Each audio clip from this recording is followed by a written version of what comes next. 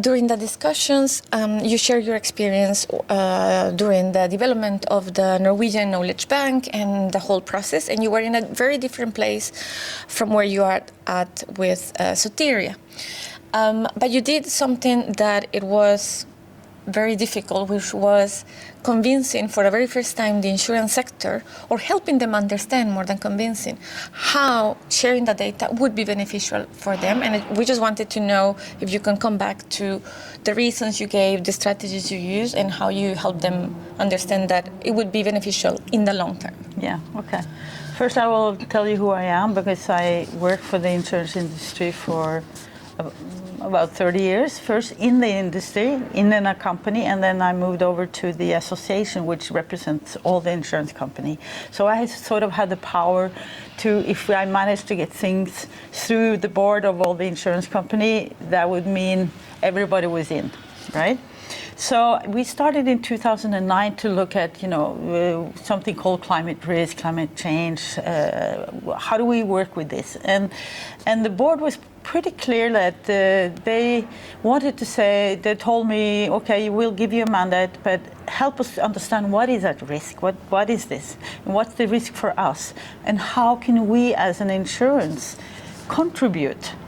Okay, so that was my mandate. We were open, and I started to look at who knows what and read everything from the UN, reports on what's going on, all the way down to the national level, just to understand what is this climate change, because it was early.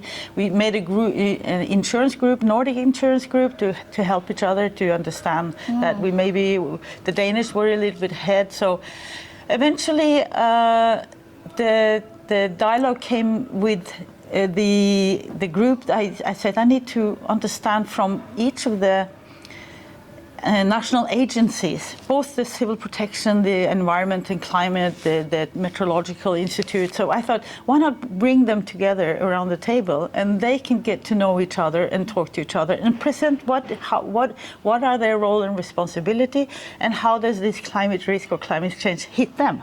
So I got very good discussions in between this group, and we also included the Federation of Municipalities. So this is building up the understanding on what they needed. And then I talked to the municipalities directly through a program that I joined, something called the Future of the Cities. And there was mainly, at that time, the engineers from the cities. And they came up to me and said, we have no data. We have no damage data. We know where the pipes are and the infrastructure. We don't know where the vulnerable, the more risky areas, the exposed areas for damage. This is what you have through your members in the insurance, and the data showing the cause of the damage and etc. Can you help us in one way or the other? So I brought this back to the board, and we had a discussion on, can we share data? And after some discussions, we decided, the board said, you can have some money for research, and then you use it in a pilot project where you test the value of our data with the municipalities that you are in discussion with. So that is what was the start. That was what we call the pilot project. And then we used researchers to do that, had that communication over 2 years with the municipalities. Now here is the data, it's on asset level, like you want it, test it and come back to us to say what was the value. And I think that was the first important factor to come back to my board and say, it's a big value for different reasons. They even brought the cost of this up to the budget when they had a discussion with the politicians. They saw where the exposed areas, the so-called hotspots, to prioritize, etc., etc. They started to talk to each other within the municipality, land use and water sewage. So then the next step was like, okay, now we have this pilot project. You asked for this in the board. What do we do now? Still a discussion, but then we had this group with the national authorities, and then we decided to talk further with different ministries, and we actually managed to tell the Minister of Climate and Environment that we need to put up a public official legal group of committee to understand also particularly on urban flooding, because there was so much water everywhere. Nobody owns this water. So we also kept the discussion there. And then I put this pilot project into this white paper or green paper, what do you call it? And then the government says, okay, obviously, maybe we need to do something. Then in discussions with the National Civil Protection Agency or Directorate, they said, okay, let's ask for money for funding and develop or establish this knowledge bank. So that was in 2017, and as I said, we had a long process, but then we had before that, we made a contract between the insurance, Finance Norway, which is the insurance companies, and the National Civil Protection. Like, we will help each other to find the best solution for this type of knowledge bank. So that's the name of it. So that's and that came up in 2017. They got 30 million kroner, and over 3 years they developed this. And they tested the value of sharing the data. And what we decided on is like, who needs what data? And with the engineers in the city, they needed sewage backup data, and the land use, they did different data. And then, so we just thought, let's give them everything, and then the municipalities can decide.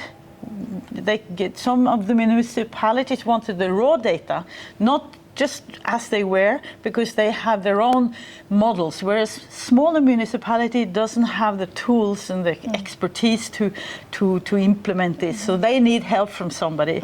So today it's more that we needed to find some regulatory regime around this to get around GDPR, which is the personal protection, and also the insurance law saying you cannot share data with everybody. It's the policyholders' data.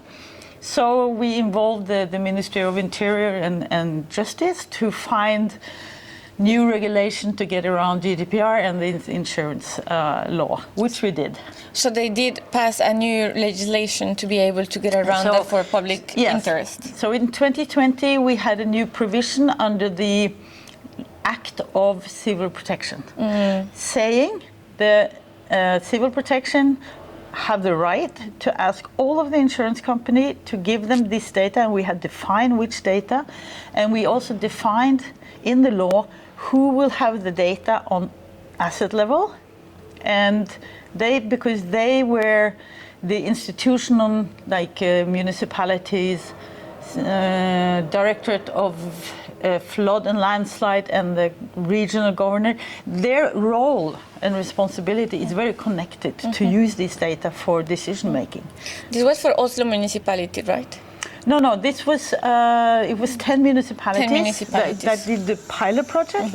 Then we make something from all of the municipalities. So every municipality, 200 and 300 municipalities in Norway, can now access this database.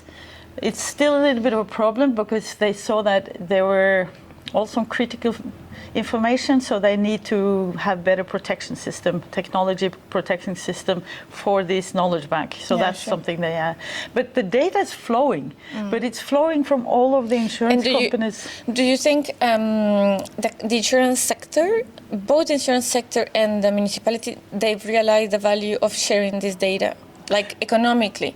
Oh, at least the one has been involved, and then you have the dissemination part. You know, who should know about this, and it's still, there were money coming from the government to help other municipalities to test the data. So that still is a process. It's not something you just go into the knowledge bank and take them out.